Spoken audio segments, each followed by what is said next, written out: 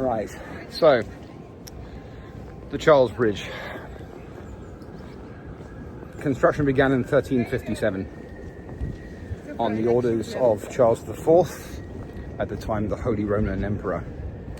Legend holds that he himself laid the first brick in 1357 on the 9th of July at 05:31 in the morning. It's a palindrome. He was a massive believer in numerology. So 1, 3, 5, 7, 9, 7, 1, 3, 5. There you go. Wasn't so hard, was it? And he thought that it was a very auspicious time to do that. Construction began on that exact time and continued for about 60 years. It was an incredibly important thing to do because for very nearly 500 years, this bridge was the only bridge across the Vltava, which, as you can see, is a fairly substantial river. Now, the size of it, it's pedestrianised now, but the size of the bridge meant that wagons, horse-drawn, heavily laden wagons, could cross safely and could cross, in opposite ways. So one on one side, one on the other, which made it an incredibly important trade route.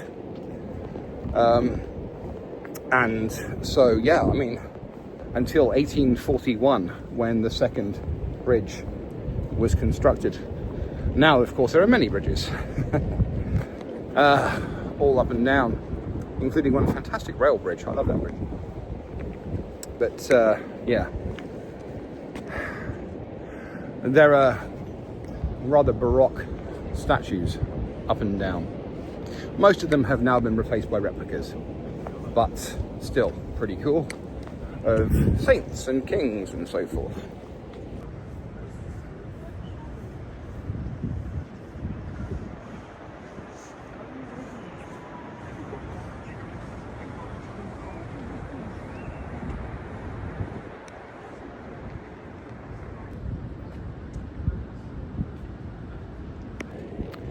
So behind me is, I believe, one of the few that hasn't been replaced, and locals and of course tourists march up to lay their hands on the hound and the maid for luck, which is where the tarnish has been worn off and it shines.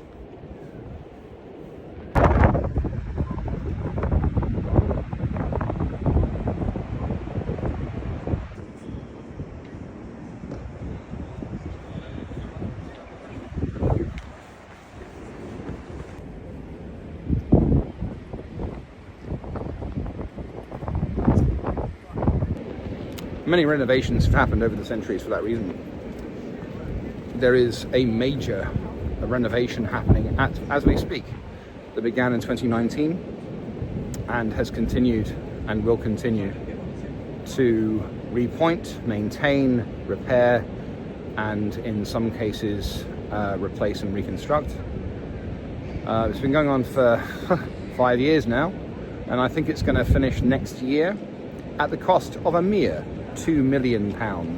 And considering the history of this bridge and the amount of money that people throw around these days, that's a bargain.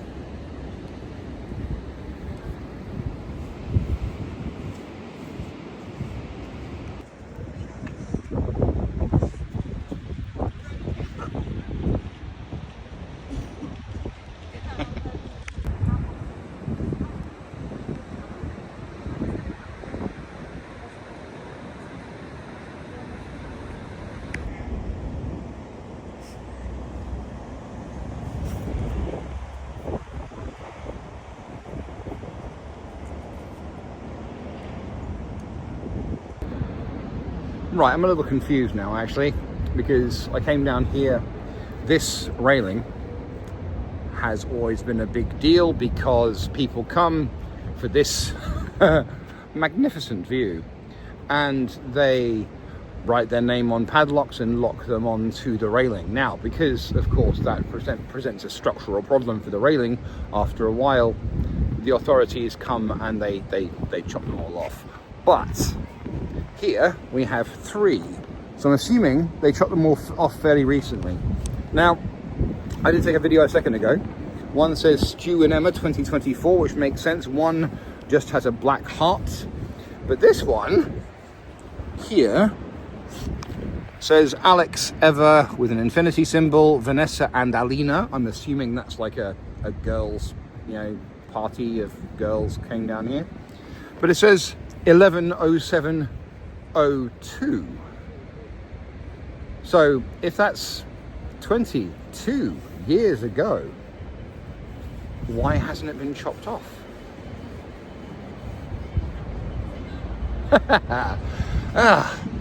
Mystery.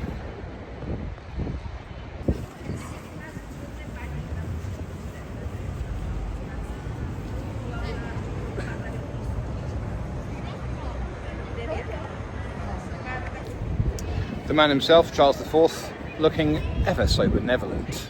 It's a nice statue. But, as with everything, don't believe everything you read. Because, as Holy Roman Emperor, keen viewers of my channel may remember from my Nuremberg episode, he, with his advisors and everyone else, were responsible for some quite serious crackdowns on Jews within the empire, which of course extended all the way to Nuremberg at the time. So there is that.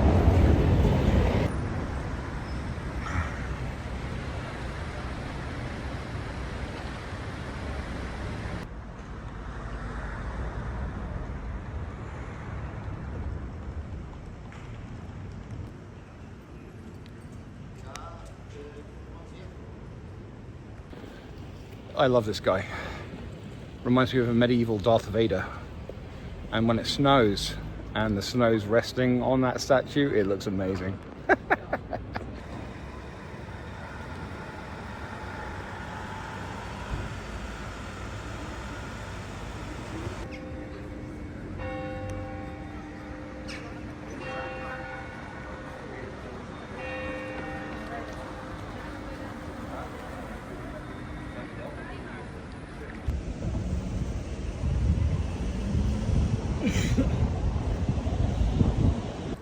Perfect. Lovely. Right. Let's go.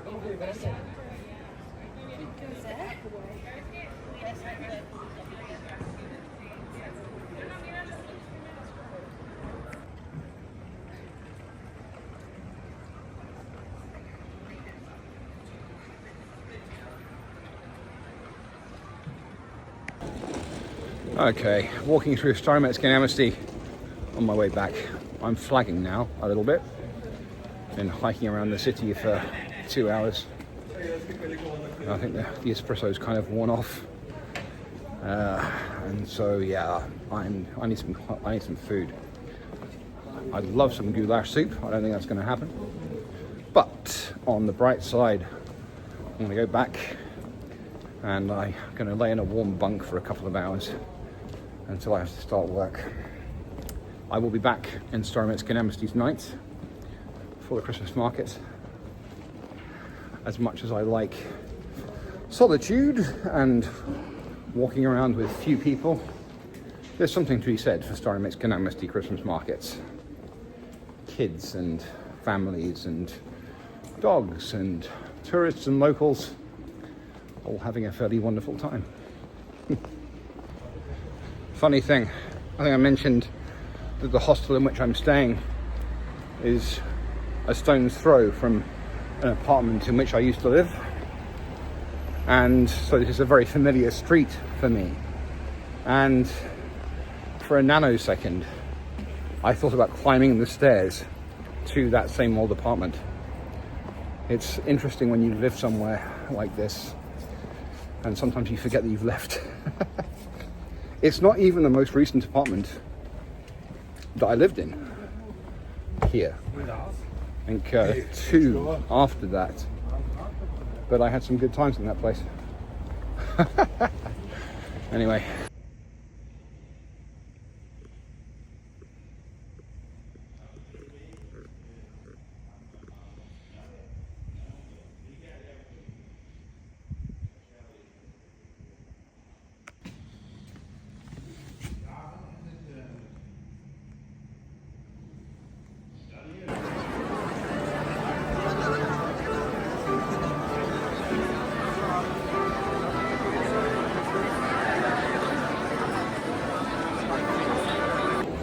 Hi guys, so welcome to Prague Christmas Market. It's Starometská náměstí. It's absolutely beautiful. It's a little wet, it's been raining, but it is still absolutely rammed.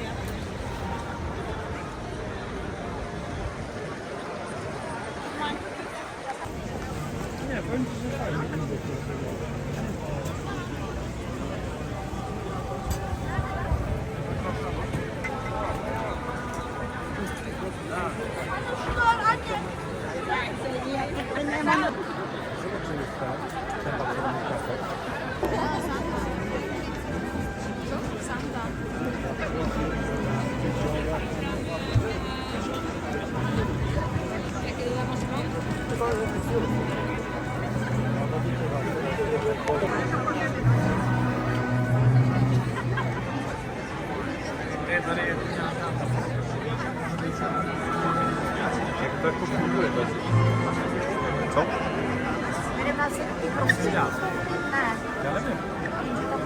Máš vedle, potom ničeho.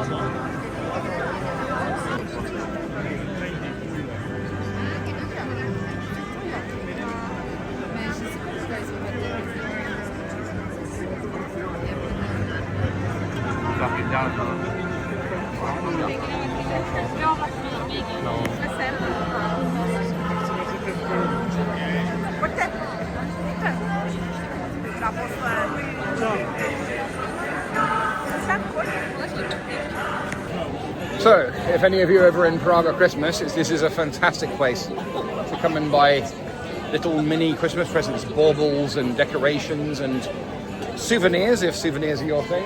And there's always even a random blacksmith.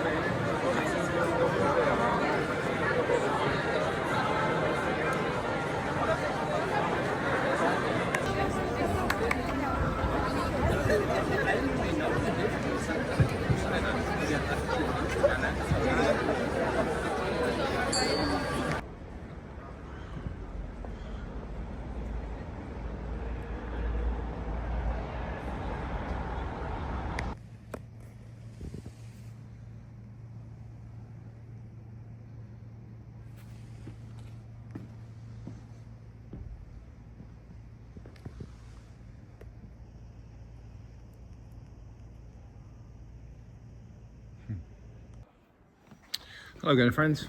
So Agnes behind me. That sign there just says narrowest house in Prague,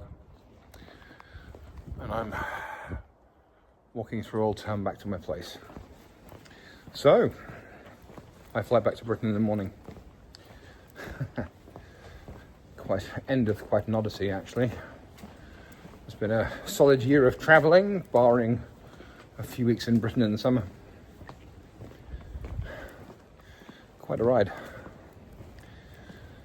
Right, so as always, if you like what I do and how I'm doing it, please do like and subscribe.